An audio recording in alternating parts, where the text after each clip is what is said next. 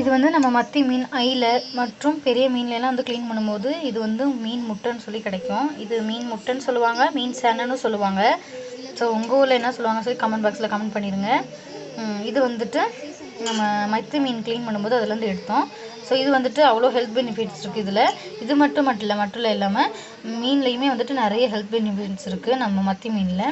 So நம்ம கண்ணுக்கு தேவையான கொஞ்சம் ஹெல்த் பெனிஃபிட்ஸ் அதில் இருக்கிறனால நம்ம அதில் உள்ள மீன் எண்ணெய் கூட நம்ம யூஸ் பண்ணிக்கலாம் சாப்பிட்றதுக்கு. அந்தளவுக்கு அதில் வந்து ஹெல்த் பெனிஃபிட்ஸ் இருக்குது.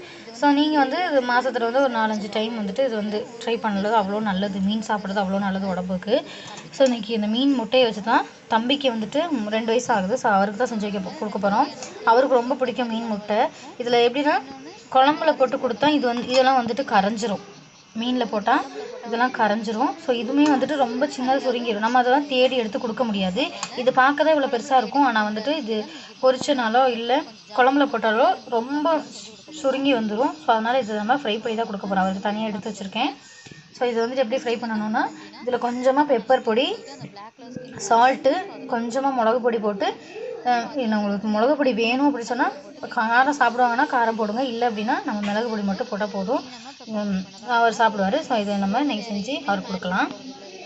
ஸோ இதில் கொஞ்சமாக பெப்பர் ஆட் பண்ணிக்கலாம். இது கரெக்டாக ஆட் பண்ணி குழந்தைக்கு கொடுக்குறனால நம்ம சால்ட்டு கொஞ்சம் அவங்களுக்கு தேவையான அளவுக்கு ஆட் பண்ணால் போதும். ஸோ இப்போ வந்துட்டு இதில் வந்து பெப்பர் கொஞ்சம் ஆட் பண்ணிக்கலாம். ஸோ இதில் நான் கொஞ்சம் ஜாஸ்தியாகவே பெப்பர் ஆட் பண்ணுறேன். ஏன்னா அவருக்கு கொஞ்சம் கோல்டு காஃப் இருக்குது. ஸோ அதனால் பெப்பர் ஜாஸ்தியாக ஆட் பண்ணுறேன்.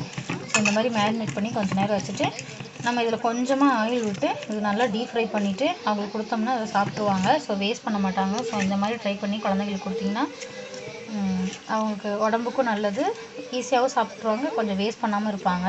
ஸோ இது வந்துட்டு நம்ம சாப்பாடோடு கொடுக்கணுன்னு அவசியம் இல்லை. ஸோ இந்த மாதிரி சும்மா ஃப்ரீ டைமில் அவங்க உட்காந்து சாப்பிட்ற நேரத்தில் கொடுத்தோம்னா அவங்க ஃப்ரை பண்ணது கொஞ்சம் டேஸ்ட்டு கிடச்சிச்சின்னா அவங்க சாப்பிட ஆரம்பிச்சுக்குவாங்க பக்கத்தில் உட்கார வச்சு.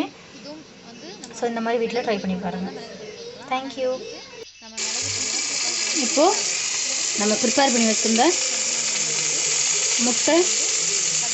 மீன் முட்டை தான் வந்துட்டு தம்பிக்காக ஃப்ரை பண்ண போகிறோம்.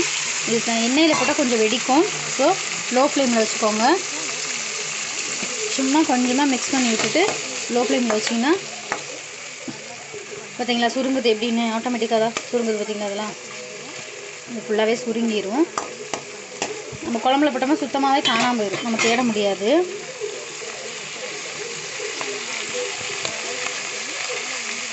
வெடிக்கும். ஸோ கேர்ஃபுல்லாக ஹேண்டில் பண்ணிக்கோங்க.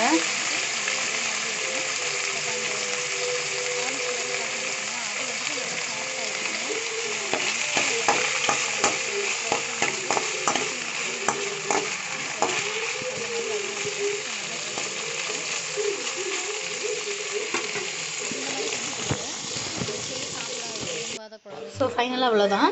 ஸோ இதுதான் நம்ம மிளகு முட்டை வறுவல். ஸோ இந்த மாதிரி தான் இருக்கும் சுருங்கி போய்.